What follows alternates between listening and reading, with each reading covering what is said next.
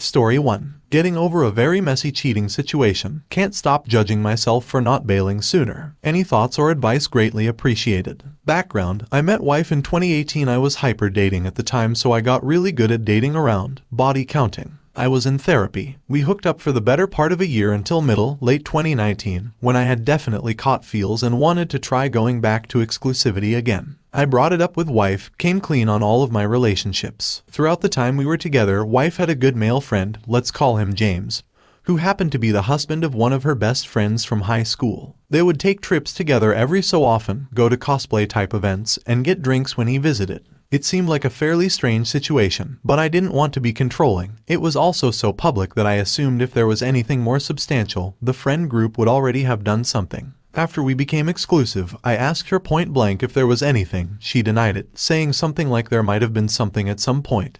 But it never materialized, so on we went. To make the situation even more screwed up, James and her best friend had an open marriage. I would later learn that starting around 2015, James and wife had asked for permission to hook up. Her best friend didn't feel comfortable, given that she was a good friend. She was asked multiple times by both parties. In 2017, her best friend left for a 2-year-long graduate, workshop-type program, and James and wife began what would become a 2-year affair. They would still all socialize. I met both James and wife at parties. I found out about this in December of 2019. Something still didn't feel quite right. We had watched a movie and she left her laptop on. So I looked at the photo reel and quickly had my fears confirmed. I confronted her, and so started a week-long truth trickle. The situation was that since they didn't have formal permission, their interactions were non-penetrative sex, and pretty much everything else sexting, mutual touching, dry humping. I do believe she was honest at this point. As a condition of keeping the relationship going, I asked that she start therapy. I very much wanted her to tell her best friend and own it, having found that radical honesty was the only thing that really worked for me and my own healing. I also may have felt that I was owed a comeuppance for past behavior. I think what really happened is that, without being aware of it, the codependency kicked in and I made it my mission to solve her pain and try to help her heal. There was also still real chemistry. Then of course COVID happened.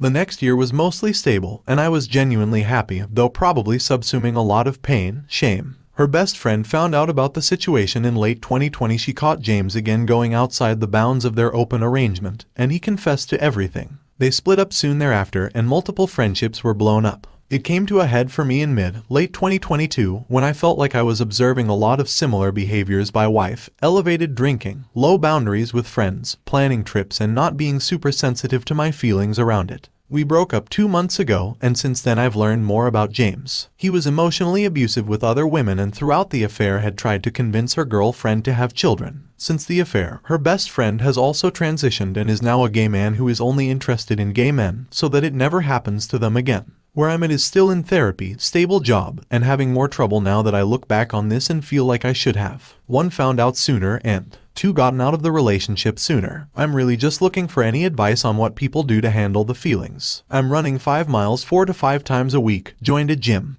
making new friends, and slowly accepting that I deserve someone much better for me than what I experienced. Do I share this information with anyone in wife's family? Our mutual friends? How long do I maintain NC? Is there any chance of even having a cordial friendship with wife? Thoughts, support, and advice very greatly appreciated. Hope everyone is doing well. Reader comment: whatever you do, do not pursue anyone in from that friend's circle. Original poster: you mean romantically or cut off contact? Reader comment: romantically. Original poster: yeah, no chance of that happening. What's your reasoning though, out of curiosity? Story 2. WW and her shame. Lots of shame. D-Day was 5 years ago. She was plenty regretful and guilty about her affair and did all the right things initially, but I felt that I just couldn't get over it, so I decided to divorce her within a month after finding out. 5 years later we reconnected and now trying to reconcile. This divorce was obviously a major turning point in my own life, but unknown to me it was also deeply traumatic for her. She cut off all her friends from her life because they encouraged her affair when it was happening. Neither of us have any family to rely on. Thankfully, I had a lot of people unexpectedly support and stand by me during this lowest period of my life. I also had 2 of my lifelong best friends who also supported me in everything. She on the other hand sank in her shame and pushed away everyone from her life. She was also completely and truly alone for the first time in her life. She's admitted to doing some really dark things during this period. like staring at walls for hours, filling up entire notebooks by rewriting "I'm sorry" over and over, not sleeping for 48 hours straight. I also know that she didn't show up to work at all and was fired after a few weeks. In this period of turmoil, she somehow found her way to an ashram, which, in case you don't know, is apparently a place of spiritual learning. She basically poured her heart out in front of a counselor there and told them that she hated who she was and she wanted to be a better person. Now, they did try to help her in their own way, I'll give them that. But you have to keep in mind that the counselors here are not trained in psychology but in religion and philosophy. A lot of their views on mental health are not aligned with our current scientific understanding of psychology, and their ways and methods of healing are unconventional to say the least. They had some sort of support group for sexually dysfunctional people, which included sex addicts, PORN addicts, and even a convicted rapist. They convinced her that unless she can confess everything about her affair down to the smallest detail in front of a room full of these people, it means she still doesn't want to part with her memories, and they still hold value to her. She almost fainted the first time she tried it. But nobody helped her, and they made her do it again the next day. When she asked for help with painful and traumatic flashbacks of her affair, she was given meditation training and asked to go through her entire affair in her head. They told her the day she went through it all without breaking down, she will have conquered her intrusive thoughts. She did this every day for 6 months before succeeding once. She admitted that it made her want to throw up every time, so eventually she started doing it first thing in the morning so there would be nothing in her stomach to throw up. There's lots of examples of this sort of healing therapy and personality development exercises. They advocated that I can honestly go on and on about, but the crux of it is that they all were incredibly punishing towards her and served only to further increase her shame towards her actions. I have never heard of shame being used to make someone a better person. Isn't shame an undesirable thing that hinders progress? I think forcing her to relive her shame over and over that way was harmful to her and is against every principle of recovery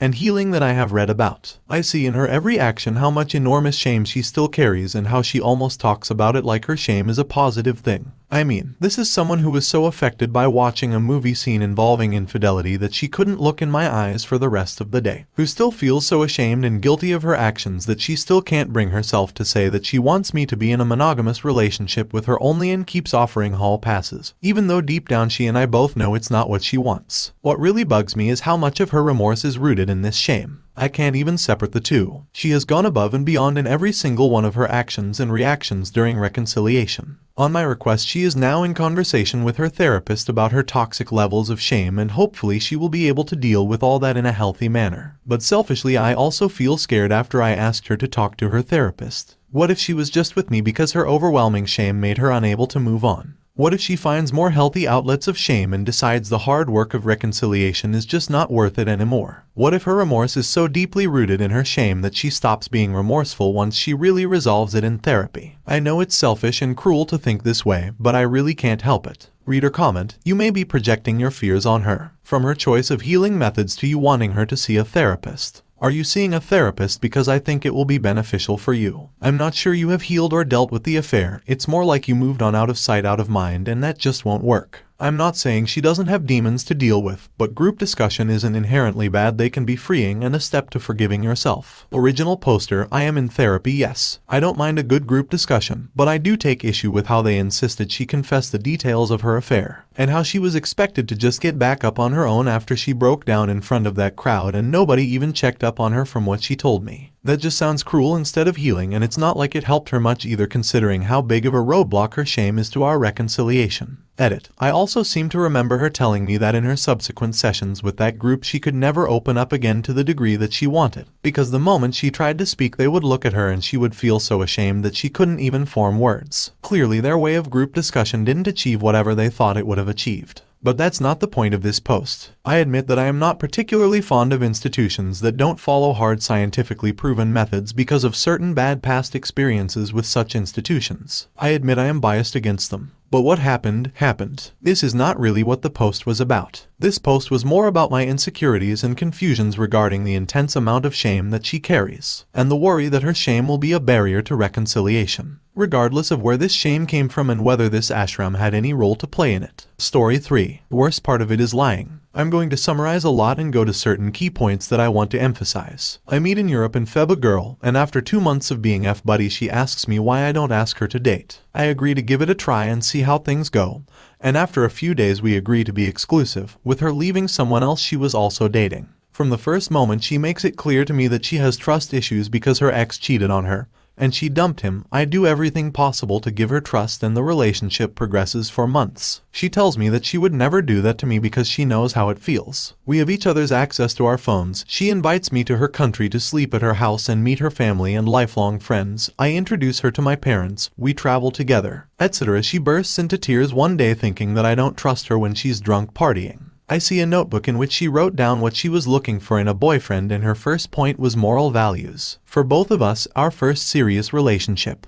Due to her studies, she has to go to the US for 3 months, and then return together to the city where we met with plans for the future and even to live together after 11 months of relationship. I tell her my worries about long distance regarding cheating and forgetting each other and losing feelings, asking her if she wants to take a break in the relationship or give us some time. She is very sure to continue with the relationship. I put honesty as a condition, that if something happens, she tells me at the moment and talk about it like mature people. We continue together. I even give her a satisfier for her birthday so that she is sexual satisfied. We both party a lot and meet new people, which is normal for our age. I go to see her once and everything seems to be fine in the relationship. After that, she tells me that she feels lonely and has a hard time making friends. Because of the time difference between US and Europe, I can't talk to her as much as I would like. Her semester ends, I go to see her again and we spend Christmas in our respective countries. And now on D-Day, in a video call, she confesses crying. She slept with another guy that she met because she was high and she was lonely. Those are her excuses. I never controlled her or put any restrictions for her to make friends, and I was willing to be more in touch in long distance. I still can't believe that the same night she came back from his house she wrote me a good night, I love you text. Obviously, her reaction has been to want to fix it and to forgive her. And about me, I'm still in shock because she told me yesterday. If it had been a drunken party kiss, I would forgive her, but sex and in a more or less premeditated way, I don't think I can. It doesn't bother me that she effed someone else, although the idea of having had sex with her after she had done it with someone else disgusts me. What annoys me is the break of trust, the fact that she was able to hide it for a month and a half, and if I hadn't asked, she probably would have taken it to her grave. I don't know if she has done it to me with others. Her word is no longer worth anything. If she can't hold a 1 month long distance without effing someone else, what kind of long-term relationship do I expect to have with her? It's going to cost me my life to trust again, because as I explained in the thread, I had reasons to trust her. I honestly do believe that it was a simple mistake on her part, and she is sorry, but she couldn't have done anything worse to me. On Tuesday we will meet again in the city where we met, because I have to give her a lot of her things. I have told her that I prefer to discuss the matter in person. What are your thoughts? Reader comment: okay, it might seem harsh, but you are really naive about all of this and it's normal. Nobody teaches people how to deal with cheating. First, you have to realize that she is broken. You listed a lot of red flags: emotional instability, lies, deception, the cheating, etc. And what you need to realize is that some people are girlfriend, wife material and other aren't. You aren't a knight in armor that is going to save the princess and make her change into what you want her to be because of love. We aren't in a Disney movie. She won't change if she doesn't want to, and even if she is crying and all, it doesn't mean SHT. Seen plenty of girls cry and then a few days, weeks later they went back to their BS and the circle continues. The thing is, it's your first serious relationship. Use it to learn about what you want for a serious relationship.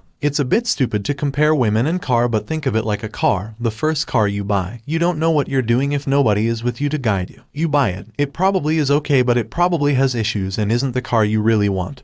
And you use this experience to buy another car that fit the requirements. Cut her off, learn and think about this experience, but don't let it consume you. Reader comment: obviously, she doesn't have the moral values she wants in her partner. It's not something with a fine line between. You either have these values or you don't. It is impossible to cheat for someone who has this value. If you ask others, they also value loyalty, but they always have a valid excuse for cheating. Don't buy it. Alcohol doesn't make anyone do anything they don't want. It just encourages them to do something they want. And it's likely that you don't know the whole truth. Cheaters lie a lot. It may not a one-time thing. Did she say it happened just once and they didn't do anything in 1.5 months? If it's not a one with a random guy, probably it went on. On Tuesday we will meet again in the city where we met, because I have to give her a lot of her things. I have told her that I prefer to discuss the matter in person. What are your thoughts? No, you won't get anywhere by talking to her. She showed you what she is capable of. You can't trust her anymore. You would take a huge risk by taking your relationship with her to the next level. You don't want to go through this with kids and a mortgage in the future. Tell her that you changed your mind and don't want to meet her. Let her take her stuff and leave out of your life completely, never to be in contact with again. Reader comment: gotta be honest with you here. There are 3 things that will always exist in this world: death, taxes, and lies. Everyone will lie at one point. Don't deny that, accept it. However, there's a difference when lying to save a life and lying to save their skin from getting into trouble, and there's also a major difference when lying to hide their corruption and evil. Sorry, this has happened to you, but move on. Some people are just unable to be saved unless they themselves pull themselves out